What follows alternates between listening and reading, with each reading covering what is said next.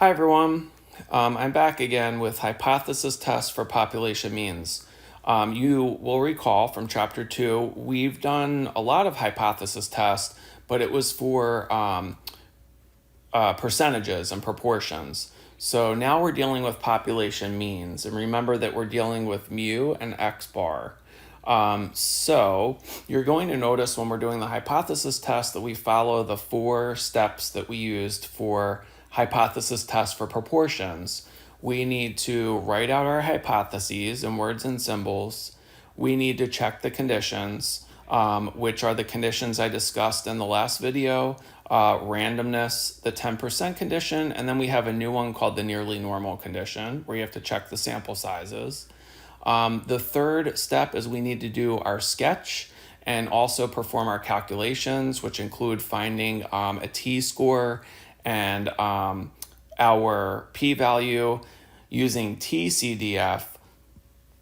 And then we need to make a decision and to reject or not reject the null, and then decide whether there's strong or not strong evidence in favor of the alternative hypothesis. So let's take a look at this first example here. You might want to pause the video to read it, and then we'll work it out together. The manufacturer of bottled water claims that the content of the bottles is 500 milliliters. Because a machine fills the bottles, the actual contents vary from bottle to bottle. The quality control department is responsible for assuring that the machine is working properly. Each hour, they randomly select 10 bottles and measure the amount of water in each bottle. Suppose that one sample of 10 bottles had a mean of 485 milliliters with a standard deviation of 20 milliliters. They would like to know if this data gives enough evidence to decide if the mean content of the bottles being filled is different from 500 milliliters. Test the appropriate hypotheses using a 5% level of significance. So, what I'm going to do first before I even start is highlight some important things here, where the first thing that stands out to me is that the manufacturer claims that the content of the bottles is 500 milliliters. That claim is going to be your null hypothesis, okay? Now, what I'm testing is whether the mean content of the bottles being filled is different from 500 milliliters. That's going to indicate my alternative hypothesis. So here's your null, here's your alternative. Some other important things that I need to note here are I need to check my conditions. So it says they randomly select 10 bottles. Okay, we're going to go through our conditions, the randomness, the 10%, and then the nearly normal. I also need to look at other information that I would use to sketch. So the 10 bottles is important. It had a mean of 485 milliliters with a standard deviation of 20 milliliters.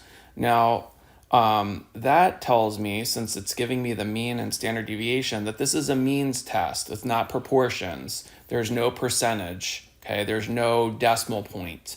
So I'm going to use a means test, which means I need to focus on the T model. Okay, and when they're asking me, does the data give enough evidence to decide, they're telling me I need to do a hypothesis test because we need to look for enough evidence to either reject or not reject the null.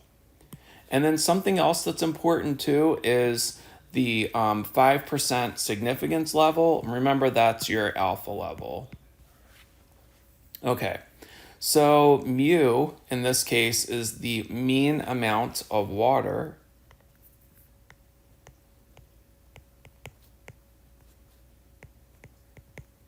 for all of the bottles filled during the hour.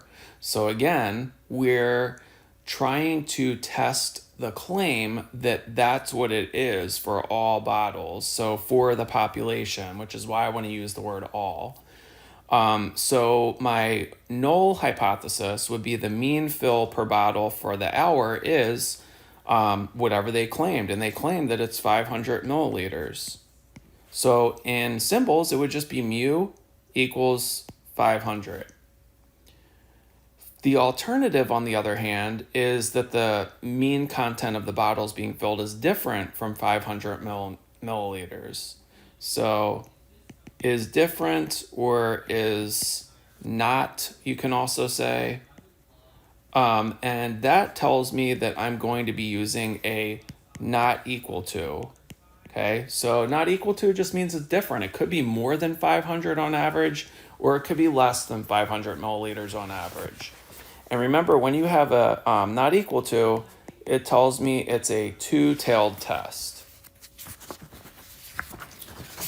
So the next thing I need to do is examine the data. I got to check my conditions. The first condition is, was it random? And that is yes.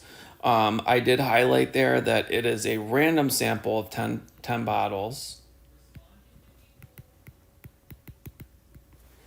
The second condition is my 10% condition. So the 10% condition says that your sample size can't be more than 10% of the population.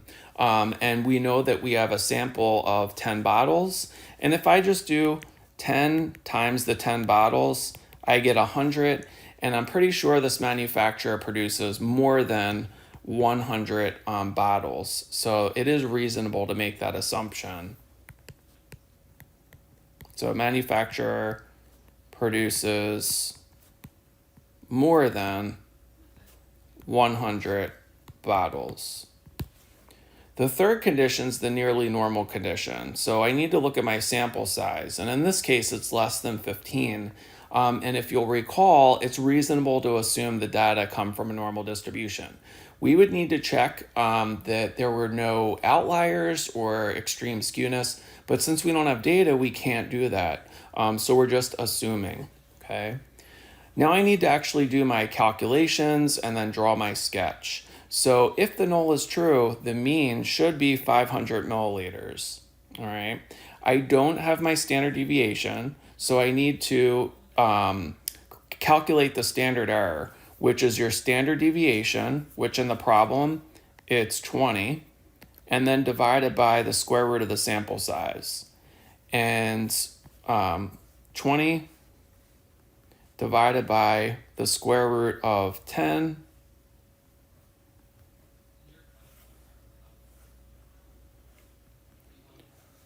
gives us 6.32. And actually, let's round to 4 places. 6.3246.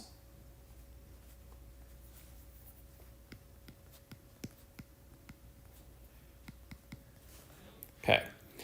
Now I'm going to sketch the distribution if the null is true and place the sample mean on the sketch. So remember, we have our T model, which is just the normal model adjusted. Okay, so I have a T model and I have 9 degrees of freedom, 10 minus 1. My mean should be 500 because that's what the claim was. I'm going to calculate 2 standard deviations to the right and to the left, 2 standard errors, I should say. I'm just going to add 500 plus 6.3246. You're basically going to get 506, about 512. And then if I go backwards, it's like 493 and then 487. And I'm just rounding, okay, just so I can get a gauge of where I'm going to put my sample mean. And if you'll recall the sample mean, if you go back to the problem, in their sample of 10 bottles, the average fill was 485 milliliters. So I need to figure out, like, where is that going to go? And keep in mind, it's a two-tailed test, so we need to put it on both sides. Okay, so in order to find that, I need to find my test statistic, which is T in this case, since we're dealing with means. And I know that my X bar was 485, the mean is 500, and then I'm going to divide that by the standard error, which we calculated to be 6.3246. Okay, so I know in the numerator, 485 minus 500 gives me negative 15. So I've got negative 15 divided by 6.3246. And I get negative 2.02. 0.37. So that's going to be my t-score.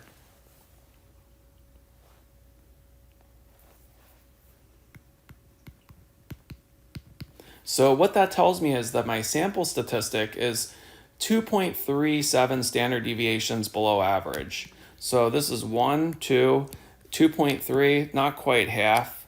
So I'm going to put my flag maybe right there, and that's negative 2.37. And then since the curve is symmetric, I'm going to go the same distance on the right side.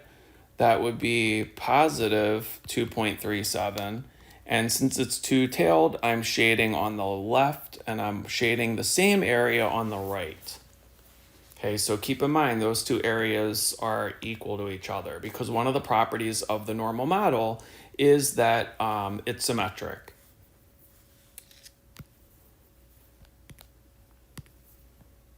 Okay, so what I need to do now, it's kind of written there in that paragraph, but I'm going to lead you through here, and I've got space to write it underneath number 7. I'm trying to find the probability that t is less than negative 2.37, okay? But remember, I have a two-tailed test, so I want to multiply really by 2. So I'm going to do 2 times the normal model, or sorry, not normal. We're going to use TCDF this time. And then I'm going to put my lower bounds. My lower bound would be negative 100. My upper bound is the flag, so negative 2.37. And then this time it's going to ask for your degrees of freedom. Remember, the degrees of freedom is the sample size, which for us is 10, minus 1 is 9. Okay, so we're going to need to type that in here, and that's going to give us our p-value. So if I go to my calculator, you get to TCDF the same way you do normal CDF. We need first to hit 2 times, and then we're going to do second vars, and then TCDF, which is number 6. I can leave the negative 1 times 10 to the 99th, or you can change it to negative 100 if you wanted. My upper bound is negative 2.37, and then I need to put a comma, and then my degrees of freedom is 9. And hit enter, and you get 0.0419.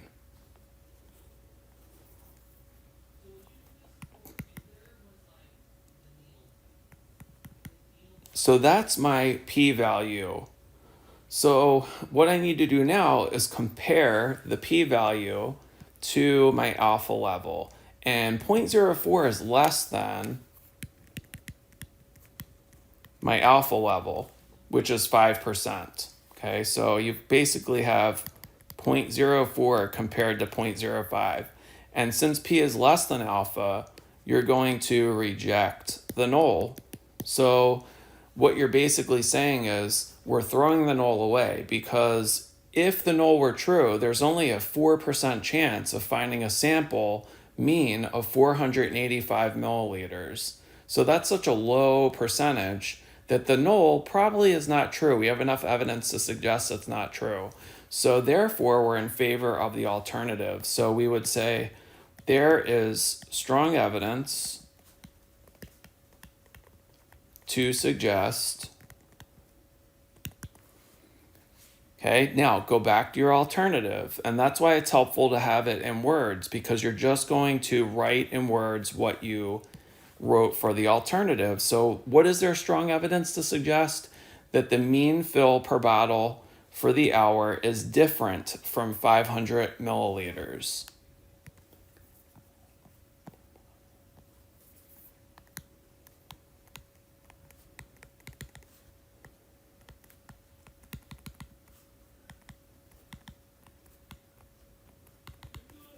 Okay, and you can also, reword it as long as it sounds like the alternative. And that's pretty much it.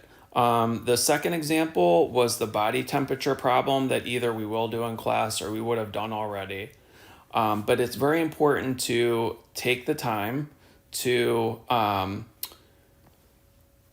look at your homework and spend the time doing that. Okay. And just something to keep in mind, if we rejected the null, which we did, if we were to do a or a confidence interval, so since our alpha level is 5%, we would want to do a confidence interval, a confidence level of 95%, because 5% plus 95% is 100%. If I was to do a confidence interval, 95% confidence interval, would 500, which is your true mean, be in the interval?